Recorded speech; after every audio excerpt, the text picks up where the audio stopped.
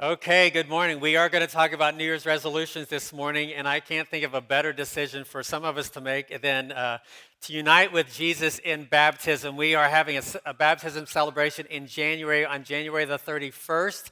And if that is your spiritual next step, I want to encourage you to take that. We have an orientation class on January the 24th. So if that's something that you're considering, mark that on your connection card and let us know that that's something of interest to you. Okay, so let's pull out our outlines or bring up the YouVersion app on your phone. How many of you have already made this list, or at least considering, is it on your radar? New Year's resolutions. How many of you are considering that? Okay, there's not very many of you. There's about 40 or 50% of Americans actually make New Year's resolutions. As Keith indicated earlier this morning, about 30% of those resolutions are broken by the end of the first week. 90% of those resolutions are eventually broken at some point throughout the year. But we're going to talk about that this morning. That's why some of you, your New Year's resolution is not to make New Year's resolutions. That's the only one that we can keep. Group participation. What do you think is the number one New Year's resolutions that people make? Lose weight. Number one is lose weight. What's the second one? Number two, get out of debt. That's why we have financial peace every January, because you've blown the budget over Christmas, and so you need to get your financial household in order. The third New Year's resolution, the third most popular, is get a new job. And why is that? Because you've blown the budget over Christmas and you can't, you've got to get your financial house in order. Number four is spend more time with the family. We just came out of Christmas, so if it went well, you want more of it. If it didn't go well, you got to fix it. So you got to spend more time with the family. And then number five is quit smoking. And if that's on your list and if that's number five, I would encourage you to make that number one. We love you. We want you to stay around. But if you just look at that list, look at the list. Resolutions are generally birthed out of some sort of disappointment. You've got some displeasure, discontent, discomfort. We generally don't think about doing something positive until we've experienced something negative, and so we look at ourselves in the mirror and we kind of evaluate who we are, where we are, why we are, and we think of ourselves, I don't want to be here. I don't want to be the person that I am. Whatever you're like, you don't like it, and so there's some level of frustration or regret that has caused us to resolve to do something different or to be something different in the next year. And what better time of the year than the end of the year to evaluate the year so that next year can be a better year? Here's the thing. Resolutions are good. We should all be setting goals for ourselves. Deciding to do better is always a good idea. You remember the story of Alice in Wonderland. She crosses the Cheshire Cat and says, which way should I go? And the cat says, well, it all depends on where you want to be, where you want to go. And Alice says, it doesn't really matter where I go. And he says, well, then it doesn't matter which way you take. And friends, that's the main problem with most of us. We never really give thought to the way that we take. And my hunch is that if there is any regret lingering for you over this last year, it's probably because of a bad outcome resulting from a bad decision.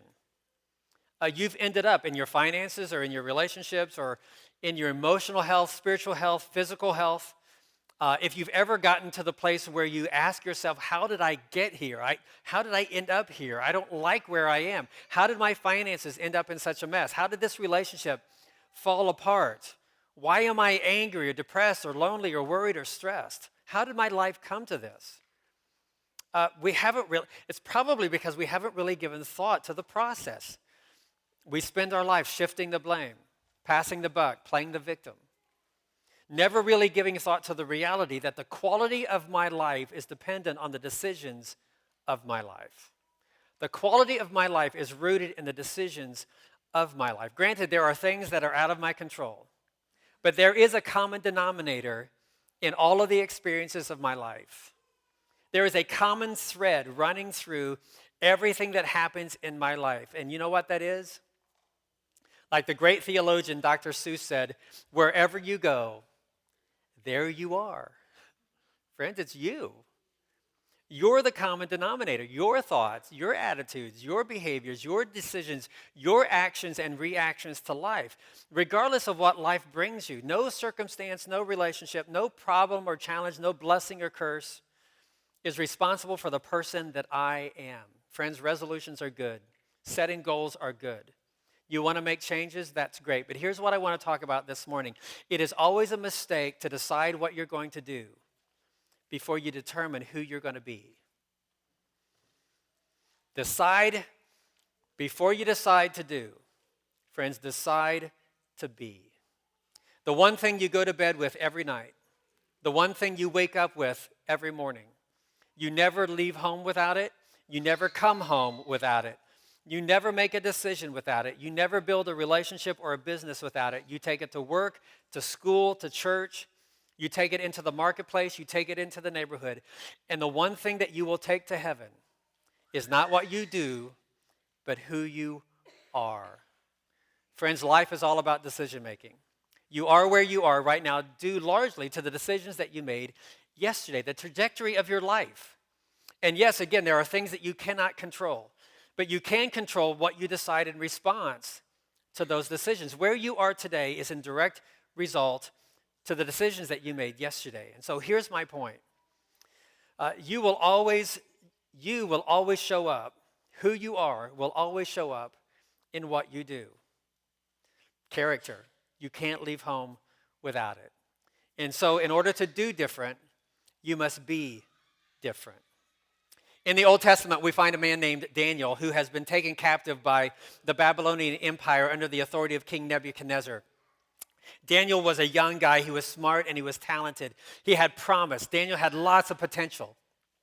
And so Nebuchadnezzar gives Daniel a new name. He starts calling him by a Babylonian name, a Babylonian deity name. He places him in a leadership development program. He wants to be in training because he has all of this potential and skills. He wants these skills used for his kingdom. He assigns him a new diet, a Babylonian diet, which stood in direct conflict with Daniel's religious convictions. And the king was doing all of this in the attempt to strip Daniel of his identity, his Jewish heritage, and to assimilate him into the Babylonian culture. The king wants to change Daniel at the core of who Daniel is. He wants to change his worldview. He wants to change his thinking, his attitudes, his values. He wants to change the fundamental character of who Daniel is in order to control him. Now, here's the thing about Daniel, though. Daniel already had character. Daniel knew who he was, and so Daniel was resolved not to allow the influences of Babylon to influence him. Daniel had made up his mind. You can call me by a new name if you want. You can teach me whatever you want. Many of you know this story. He says, this food, this diet thing is in direct conflict with my convictions. And so Daniel swings a deal with the diet, and he wins. And here's the thing. Daniel could have compromised his character. He could have compromised his convictions, but Daniel knew that every decision has a consequence. Every choice has a result. And he knew that the decisions that he made today is going to determine where he ends up tomorrow. And so this was a character issue for Daniel. So he made up his mind, regardless of cost or consequence. He resolved to be before he resolved to do. And because of that, for the next 70, 80 years, Daniel demonstrated character over and over again. And this is what got him elevated. Here's the thing. Daniel was really good at what he did. He was really good. He was fully competent. He got recognized and rewarded and promoted to places of power and influence because of his competence, but that wasn't entirely true. His decision to be preceded his decision to do. And so that created some conflict, some jealousy among his peers. Daniel chapter 6. I'll just read this. This is a rather large passage of Scripture, but this gives us some context to Daniel's life. It pleased Darius to appoint 120 satraps to rule throughout the kingdom, with 3 administrators over them, one of whom was Daniel. So he was fully competent. He had been elevated to a position of power. The satraps were made accountable to them so that the king might not suffer loss.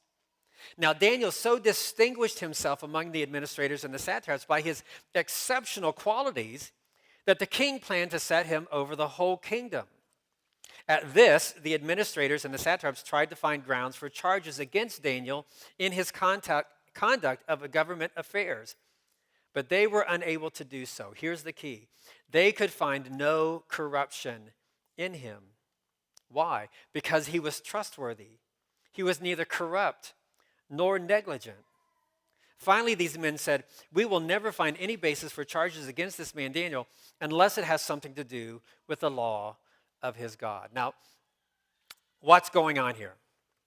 Daniel has proven himself over and over again, and his enemies are trying really hard to dig up some dirt, and they can't find any. They're searching for some inconsistency between what Daniel did and who Daniel was, and they couldn't dig up anything. And friends, that's what character, that's what integrity is. It's consistency. The more they dug, the more they could not find any inconsistency between Daniel's behavior and Daniel's character. And it all started back to chapter 1 when Daniel resolved, when Daniel decided to be before he decided to do. Daniel realized that there was an internal part of him that was always going to impact the external part of him. He had to get the internal part right first. And so, friends, it's always wiser to decide who you're going to be before you decide what you're going to do. Why? Number one, character shapes choices. Character always shapes choices. Daniel was an extremely competent person, and that competence elevated him to positions of prestige and power. And here's the thing, most of the world could see that. They could see his competence. Daniel was where he was because of what he did. But friends, that's not entirely true. Daniel did not decide to be a person of competence. He decided first to be a person of character. Write this down. Character will always lead you to greater competence. Character will always lead you to greater competence. But competence will not always lead you to greater character. Character will always lead you to greater competence because character has to do with honesty and responsibility and faithfulness and diligence and follow-through, all the things that enhance competence. Friends, it's character that makes you show up to work when you don't feel like going to work. It's character that makes you show up on time. It's character that makes you put in a full day's work for a full day's pay. It's character that creates a job well done, whether you're recognized or rewarded for that job or not. It's character that produces excellence. Now, competence might get you recognized, but friends, it's character that gets you respected. Your talent, your skill, your expertise may enable you to get to a place where your name is known by others. But it is your character that determines what that name will mean to others. The character you have will determine the choices you make, and the choices you make will determine the direction you take. Choices determine direction. It is always a mistake to decide what you want to do before you determine who you're going to be. Why? Because listen to this. This is not uncommon. This happens all the time. Friends, your competence has the ability to take you to a place where your character cannot sustain you. You see this everywhere. Where one person's maturity does not match their personal achievement, your character is not strong enough to handle your success. This is so easy to illustrate. You're probably thinking of people right now. Look no further than to politicians and entertainers and athletes. People who, can you say Tiger Woods? Miley Cyrus? Jimmy Swaggart? Friends, we could, the list is endless. The tabloids are filled with stories of competence lacking character, where people have imploded because their character could not sustain their success. The ones with the most talent, the most smarts, the most money, the most privileged people in the world. And then you look at the decisions they've made to mess up their lives, and we think, what were they thinking? What were they thinking? If I was married to her, if I was married to him, why would I ever do anything to mess that relationship up? If I had that much money, why would I do something so stupid as to lose it all?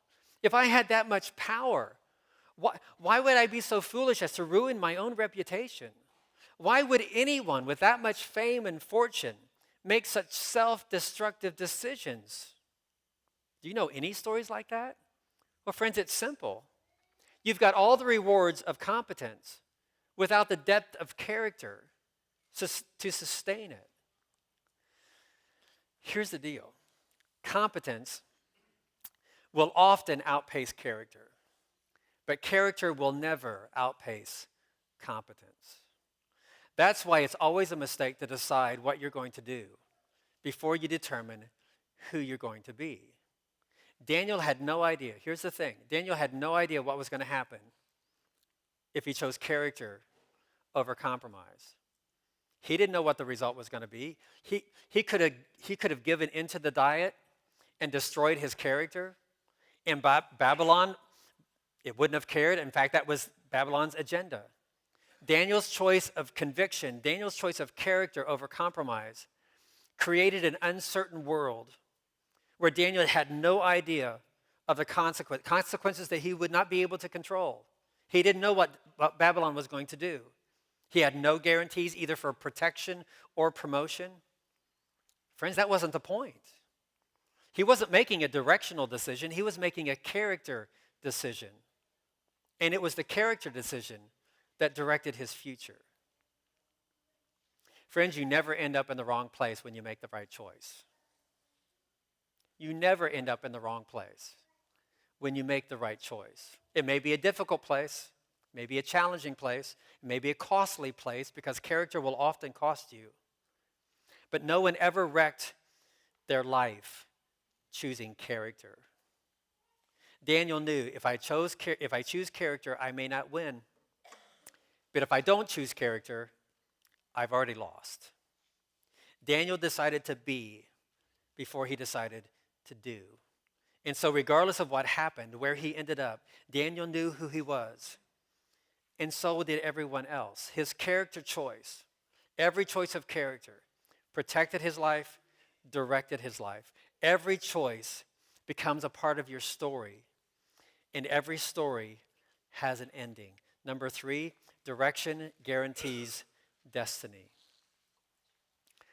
About 20 years ago, I picked up a book by Stephen Covey entitled 7 Habits of Highly Effective People. It's a classic now, and highly recommend that book. At one point in the book, Covey encourages the readers to put down the book and to begin, take out a piece of paper and begin writing your eulogy.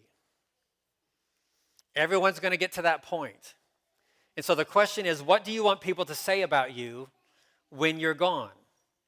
He wasn't being morbid, he was being proactive. Write the eulogy and then live out that eulogy. Because friends, people don't drift into a respectable eulogy. We don't drift into character.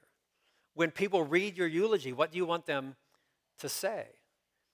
David Brooks, I don't know if you picked up on this idea from Covey, but he wrote a book, The Road to Character, and he writes about this issue of being versus doing and talking about resume virtues as opposed to eulogy virtues. We have a resume with virtues on it that support our resume, and then we have a eulogy with virtues on it, and they are not the same. Virtues that we put on a resume and virtues we want in our eulogy. Brooks writes about our achievement-obsessed culture. We live in a culture that emphasizes competence, not character. Back in 1950, the Gallup organization asked teenagers, "Are you a very important person?" In 1950, 12% of teenagers said, "Yes, I am a very important person." In 2005, the question was posed again, "Are you a very important person?" To which 80% of teenagers said, "Yes, I'm a very important person." Americans score 85th in the world in math. 85th. But when Americans are asked, "Are you good at math?" Americans rank number 1 in thinking they're good at math. Friends, self-esteem is not a problem in American culture. That's not our challenge. We've done a really good job of convincing ourselves, yes, we're important and competent. we are brimming with self-confidence. David Brooks poses the question, would you rather be the president of Harvard or Justin Bieber's personal assistant? President of Harvard, Bieber's gopher. By a 3-1 margin, people chose to be Bieber's personal assistant. Now, and to be fair, when asked, the president of Harvard said that she would rather be Bieber's personal assistant. Friends, it's all about fame and fortune. It's all about achievement and competence. It's about what we do. Resume virtues are the things that bring to the marketplace our value, draws attention to who we are. Here's my IQ, here's my SAT scores, my degrees acquired, my accomplishments achieved, awards received, honors earned. Here's the ladders climbed. Here's my personal network and my personal net worth. And friends, I've tried to point this out this morning, and we all know this. You can have a really good resume and not be a really good person. It happens every day. And you know people like that. Resume virtues get you noticed. Eulogy virtues get you respected. Eulogy virtues are those personal qualities that people talk about when you're no longer here. How you loved, what you gave, who you were in terms of humility or servanthood or generosity. Even in our secular culture, when asked, we would all agree that eulogy virtues are ultimately what is more important. When I die, my friends, my family, they're not going to care so much about what I did, nearly as much as who I was. I know that. You know that. Eulogy virtues outlive resume virtues. So why, Brooks writes, he asks, why do we spend all of our time on resume virtues? All of our sense of identity, all of our emotional energy gets wrapped up in resume virtues. What you do, how you contribute, what you bring to the table in terms of productivity and influence and power, what you can accomplish and achieve and accumulate. Do you matter? Does your life count? Are you significant? It's all wrapped up in the resume. But when a crisis comes, when suffering shows up, when trial and trouble make their appearance, friends, all the accomplishments of life will not solve the problem or soothe the pain. No amount of money will heal a broken relationship. No level of success will compensate for moral failure. Society cannot offer you enough accolades to weather an internal crisis. If the rich and famous have taught us anything, it's that advantage does not guarantee success any more than accomplishment assumes character. Because at the end of the day, what the most important people to us will remember is not what we did, but who we were. And so it's always a mistake to decide what you're going to do before you determine who you're going to be. And here's the deal. Think about this. You're going to be somebody. You're already somebody. Somebody's going to write your eulogy. So why leave it to chance? Why drift into it? For many of you, your marriage is hinging on this. Not what you're going to do as a spouse, but who you're going to be as a spouse. Your family hinges on this. Not what you're going to do as a parent, but who are you going to be as a mom or a dad? The kind of employee, the kind of employer, the kind of friend. Honest, loving, kind, patient, courageous, decisive, diligent, dependable, thoughtful, grateful, humble, just, compassionate, gentle, joyful, respectful, generous, attentive, cooperative, sincere, hospitable, punctual, submissive, loyal, forgiving, available. Stephen Covey says that what you want said about you at the end, what you want included in your eulogy, is your ultimate definition of success. Who you ultimately want to be, and we all would agree that our eulogy virtues are ultimately important. Friends, this is the kind of person God has wanted you to be all along. And so it is a mistake to decide what you're going to do before you determine who you're going to be. Would you pray with me?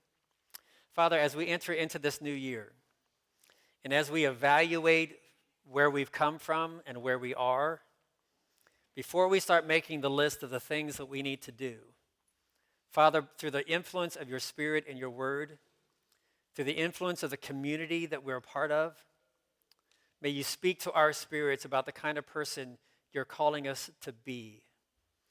And may that character sustain us, not only through the difficulties of life, but through the blessings of life, through the struggles and the success. May our character outpace our competence and thus reflect you in our lives. Father, as we enter into this time of generosity, we want to express our gratitude for all the things that you've done for us. Receive our gifts. In Jesus' name we pray.